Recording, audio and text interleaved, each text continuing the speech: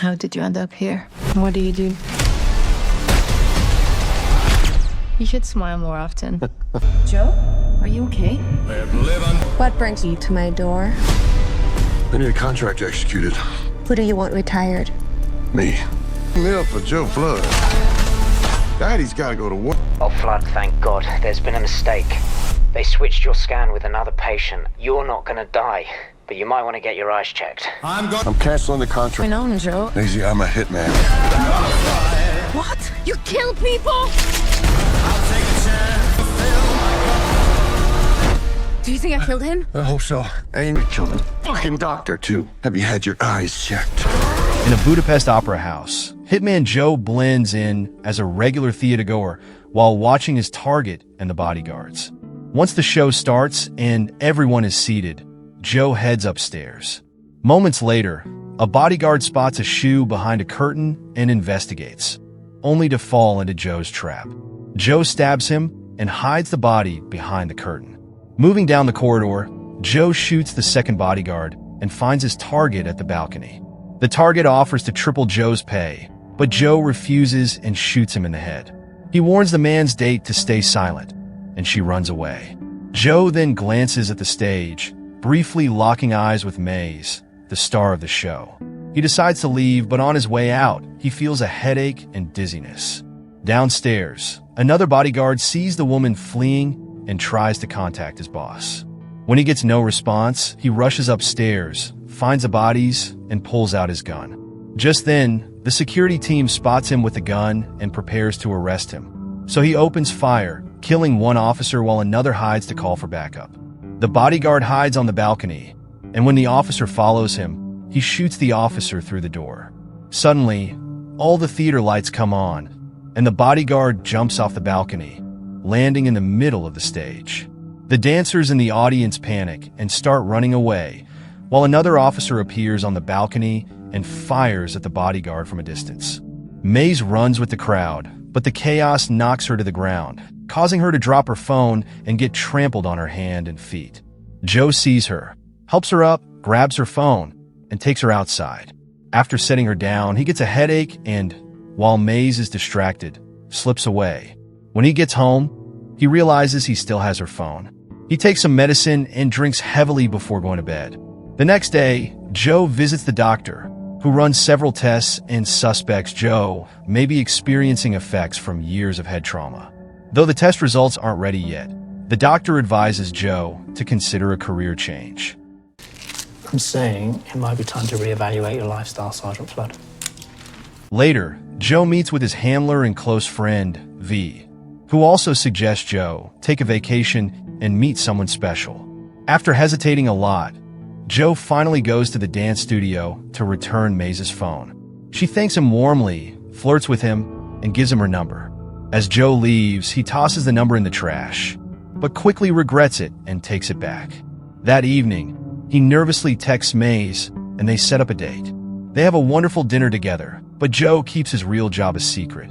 Over the next few days, Joe splits his time between dating Maze and taking on more mercenary missions in places like France, Romania, Austria, and Switzerland. His relationship with Maze deepens, and they start spending their nights together. However, Joe's headaches persist, and the medication loses its effectiveness.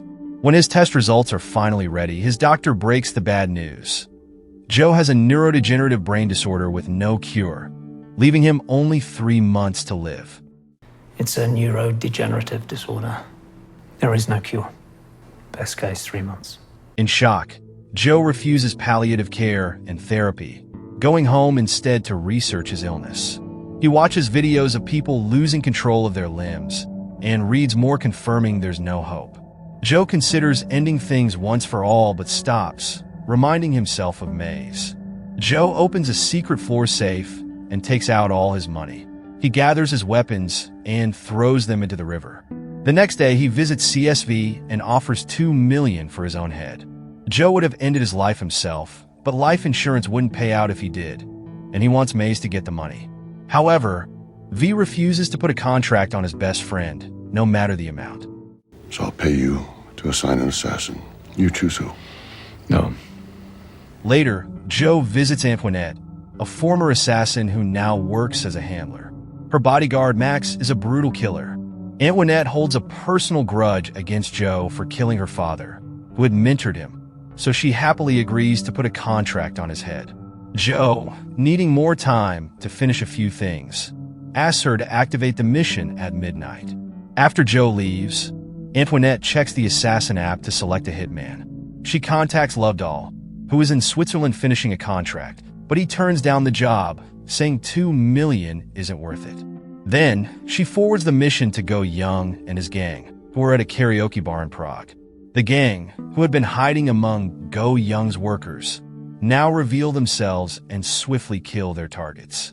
Thanks to teamwork, Go Young is happy to accept Joe's contract just in case. Antoni Eat also sends it to the Langos brothers, who are killing a guy by tying him to their bikes and pulling at the same time to split his body. That night, Joe meets with Maze, unaware Max is following them. Joe breaks up with her, and Maze gives him one last kiss before leaving in tears. Then Joe goes home and starts drinking while recording a message for Maze with the whole truth. He intends for it to arrive after his death. However, he presses the wrong button and sends it now before it's done. While Maze hears the message, Joe gets a call from his doctor, who drops big news. Joe's test results got mixed with another patient's. He isn't going to die. In fact, he's perfectly healthy and he could live a long life.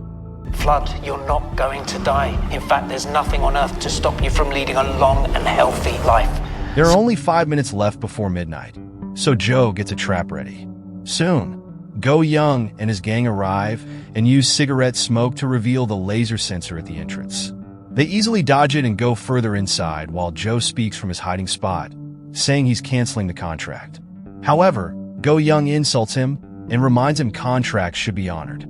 A gang member follows the voice into the bathroom, where Joe is waiting to fight. The guy is very good at martial arts, but Joe easily overpowers him and throws him through a glass wall. Next, a woman with an axe slashes his back, only for Joe to push her down on the broken glass and drag her throat on the shards to kill her. The previous guy gets angry and attacks again, but when he tries a special kick, Joe breaks his leg. Then he throws him through the wall. Next, another gang member attacks Joe with a sword, triggering another fight. After exchanging a few hits, Joe grabs the man's arm to break it and disarm him.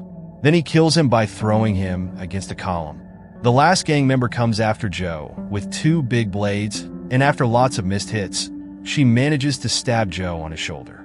He's capable to continue fighting like this and punches the woman extra hard, causing her to lose a bunch of teeth. The only one left is Go Young, who throws a knife at Joe's leg, only for Joe to kill him with the blade from his shoulder. After lighting Go Young's cigarettes is goodbye, Joe leaves the apartment and activates a trap, blowing up his home and killing the toothless woman. Her body is ejected through the window and lands on the gang's car, making it explode as well. On the street, Joe uses Go Young's phone to call Antoinette, saying he's canceling the contract, but she can keep the money. But keep the $2 million. Just cancel the contract. Antoinette gets furious because she still wants revenge for her father and announces she'll be doubling the reward. Hearing some bikes approaching, he enters an old building and is surrounded by the Langos brothers, who do tricks with their bikes to attack. Joe manages to dodge a few, but most of their attacks keep bringing him down. Luckily, he finds a pipe nearby, and the next time a brother comes after him, he hits him with it to throw him off the bike before stepping on his head to kill him. The other brother yells in anger and speeds up, only for Joe to kick the bike's front wheel and send him flying. Now Joe can steal the bike to escape. Meanwhile, Antoinette sends the mission to the best hitman in Europe. Loved Hal is still in Switzerland having fun with women, but when he notices that the reward is now for $1 million, he finally accepts. In Scotland, the Mackenzie brothers also accept the mission and celebrate by breaking beer bottles on each other's heads. In a dirty club in England, the party girls pretend to be dancers to kill all the clients with weapons cleverly hidden in their small clothes. A client tries to fight back, but the girls are good fighters and easily bring him down. In Spain, a group of criminals is getting some happy powder ready to sell, but they're interrupted by Batak, who uses dance steps and knives in his boots to kill all the men in the room with impressive skill. Meanwhile, Joe goes to CSV, who uses glues to take care of his wounds. Since V is just a handler, he doesn't have any guns. He can only offer Joe some leftover explosives from another job. V's wife volunteers to help too, and gives Joe a very thorough massage that includes cracking his neck. This instantly causes Joe's headache, dizziness, and double vision to stop. Soon, Lovedhal arrives at Budapest by train, and Antoinette sends him all the information she has on Joe, including Maze's location. She also sends her cousin Money to pick Lovedhal up. Money is very annoying and kind of stupid, but Antoinette promised her uncle she would train him to be a hitman too. They go to Maze's building and surround her. On her way out, Maze immediately kicks Money to bring down South Love. It all knocks her out with a punch to kidnap her. In the morning, Joe travels to an old castle in the countryside, and Max quickly learns about it. The information is sent to all the hitmen who hurried to that location. However, this is on purpose.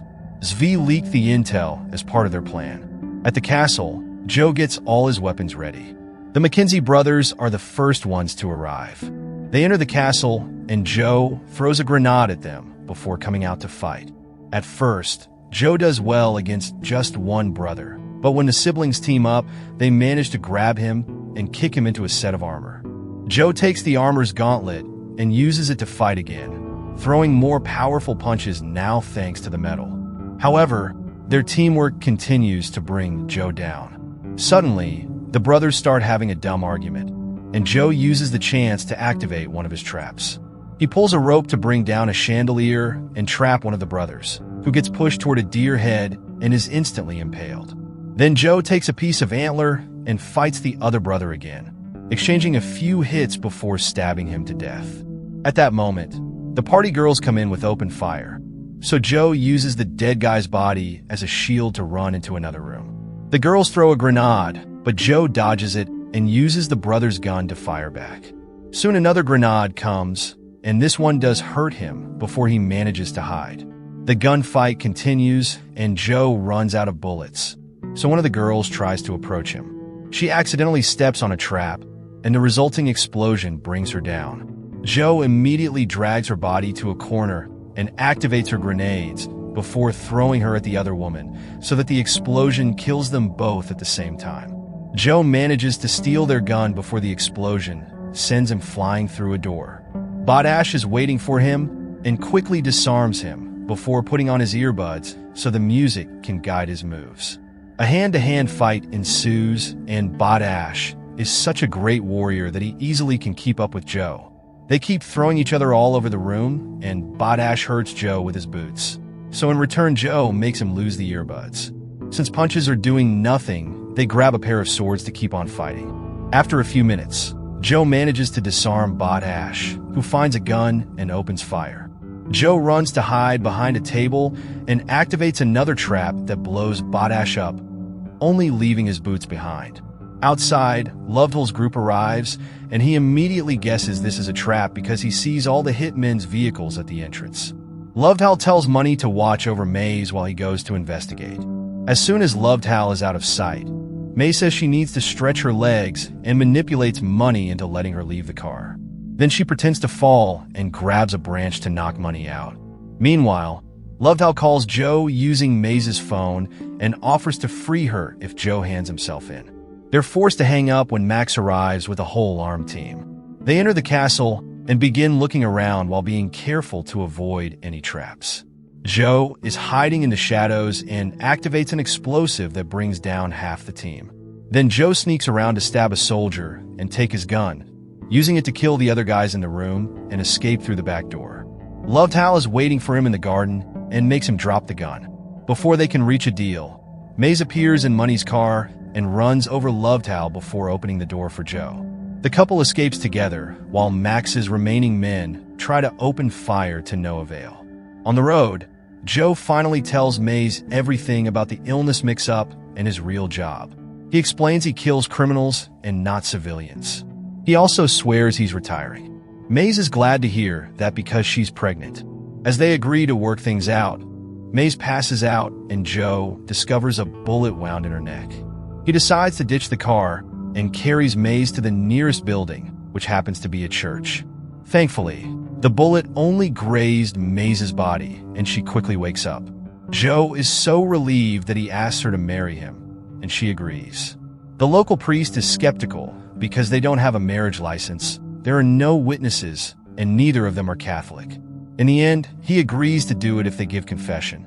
The poor priest ends up horrified to hear all of Joe's assassinations. But when Joe explains he wants a second chance in life to be a father, the priest agrees to give him redemption as long as he swears to retire. The humble ceremony begins, and Joe uses a grenade pin as a ring. They're interrupted by Lovetal, who opens fire. Joe tackles Maze to save her, and the priest is shot instead. Suddenly, a grenade is thrown inside the church, and the explosion causes enough smoke for Joe and Maze to escape with the priest. The explosive came from Max, who starts arguing with Lovetal over whose contract this is. While in the back room, the couple takes care of the priest's wound. Lovetal opens fire and manages to bring a few of Max's men down. Joe soon comes back and shoots a few soldiers down as well. Grenades keep falling and exploding, which start a small fire when Lovetal tries to fight a soldier hand-to-hand. Max throws another explosive that makes a scaffolding fall and trap Lovetal. Max then starts searching the church, killing his last man because he's injured. Joe tries to surprise him from behind, and they end up in a standoff, only for Joe to discover he's run out of bullets. A smug Max announces he's won, but before he can shoot, Mace blows up his head first. In the meantime, Antoinette gets her things ready to leave the country. Zvi shows up to announce she broke the rules just like her father and shoots her in the head. Sometime later, Joe and Maze have a proper wedding with a now recovered priest and all their friends.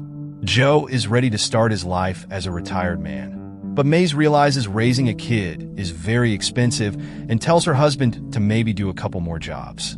Thank you for watching.